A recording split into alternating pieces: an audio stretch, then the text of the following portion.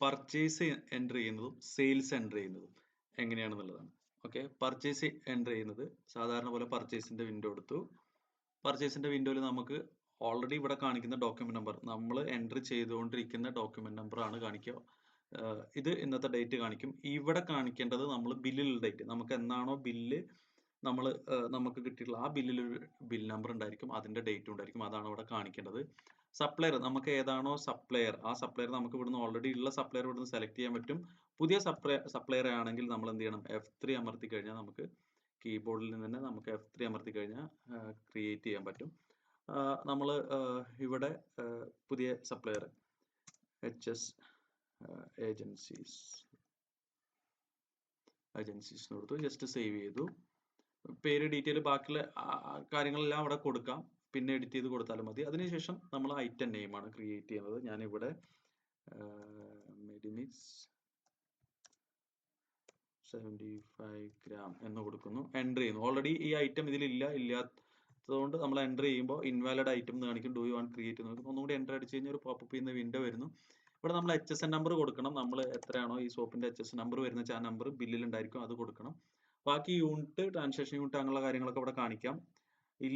ഇത് നമ്മളിവിടെ കൊടുത്ത, ഇനി ഡിഫാൾട്ട് നമ്പേഴ്സിലാണെങ്കിൽ ഇവിടെ കൊടുത്ത ശേഷം സേവ് ചെയ്യാം. സേവ് ചെയ്ത ശേഷം നേരെ തിരിച്ച് പർച്ചേസിന്റെ വിൻഡോയിലേക്ക് തന്നെയാണ് വരുന്നത്. ഇവിടെ നമ്മൾ ക്വാണ്ടിറ്റി കൊടുക്കുന്നു. 10 സോപ്പാണ് പർച്ചേസ് ചെയ്യുന്നത്. 10 സോപ്പ്, നമുക്ക് ഒരു സോപ്പ് കിട്ടുന്നത് 35 രൂപയ്ക്കാണ്. 35 രൂപ എന്ന് കാണിക്കുന്നു. ടാക്സ് നമ്മൾ 12% 12, 18% 18% എന്ന് കൊടുക്കാം.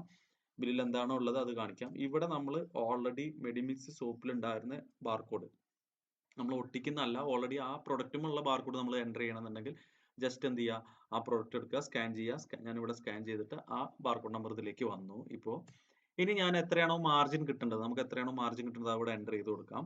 പെർസെൻറ്റേജ് ആണ് എൻ്റർ ചെയ്ത് കൊടുക്കേണ്ടത്. 5% ആണെങ്കിൽ ഓട്ടോമാറ്റിക് എന്ത് ചെയ്യും, തൊട്ടപ്പുറത്ത് 41 വന്നു. ഞാൻ 42 രൂപയാണ് കൊടുക്കാൻ ഉദ്ദേശിക്കുന്നത്. അപ്പോൾ എനിക്ക് 7% ആണ്, 7.14% ആണ് എനിക്ക് കിട്ടുന്നത്.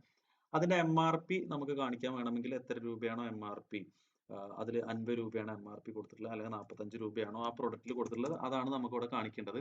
എക്സ്പയറി ഡേറ്റ് ഉണ്ടെങ്കിൽ എക്സ്പയറി ഡേറ്റ് ഇവിടെ കാണിക്കാം. നമുക്ക് സോപ്പിനൊക്കെ എന്ത് പ്രൊഡക്റ്റ് ആയാലും അതിന്റെ എക്സ്പയറി ഡേറ്റ് നമുക്ക് കാണിക്കാം. ഓൾറെഡി കലണ്ടറിൽ സെലക്ട് ചെയ്യാൻ പറ്റും. ഇനി തൊട്ട് താഴത്തെ ലൈനിലേക്ക് വന്നു കഴിഞ്ഞാൽ ഇവിടെ നമുക്ക് എന്ത് ചെയ്യാൻ പറ്റും, അടുത്ത പ്രൊഡക്റ്റ് ഞാൻ Medimix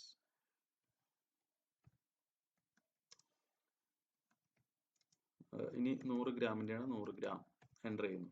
do you want create ചെയ്യുന്നു, എൻ്റർ അടിക്കുന്നു.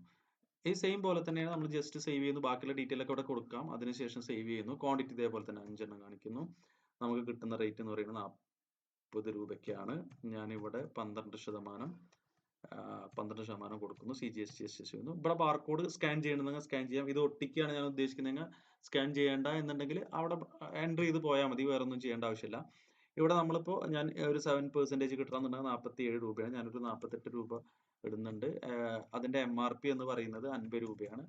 അപ്പൊ പ്രിന്റ് ഔട്ടിൽ നമ്മൾ ഇവിടെ 48 കൊടുത്തു കഴിഞ്ഞാൽ 50 രൂപ എന്നുണ്ടെങ്കിൽ നമുക്ക് പ്രിന്റ് ഔട്ടിൽ യു സേവ്ഡ് എന്ന ഭാഗത്ത് എന്ത് വരും, 2 രൂപ എന്ന് ഡിഫറൻസ്, ആ നമ്മൾ എത്രയാണോ കുറച്ച് കൊടുക്കുന്നത് ആ 2 രൂപ എന്നുള്ള ഡിഫറൻസ് യു സേവ്ഡ് എന്ന് പറഞ്ഞിട്ട് പ്രിന്റ് ഔട്ടിൽ വരും. ഇനി ബാർകോഡിൽ നമുക്ക് സെറ്റ് ചെയ്യാം. ഇതേപോലെ തന്നെ വേണമെങ്കിൽ ബാർകോഡിൽ നമുക്ക് സെറ്റ് ചെയ്യാൻ ഓപ്ഷൻ ഉണ്ട്.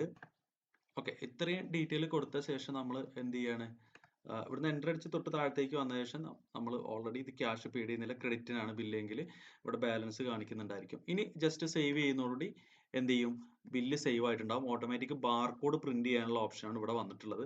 നമുക്കിതിൽ ബാർകോഡ് സെറ്റ് ചെയ്തിട്ടുണ്ടെങ്കിൽ ആ ബാർകോഡ് സെറ്റ് ചെയ്ത് നമുക്ക് ഇതിൽ പ്രിവ്യൂ ആയിട്ടൊന്ന് കാണാൻ പറ്റും. ജസ്റ്റ് നമ്മൾ ബാർകോഡ് ഏതാണോ കൊടുത്തിട്ടുണ്ടായിരുന്നത് അതിന്റെ ബാർകോഡ് 15 സ്റ്റിക്കർ ഉണ്ടായിരിക്കും. അപ്പോൾ അതിന്റെ പ്രിവ്യൂ ആണ് ഇവിടെ കാണിക്കുന്നത്.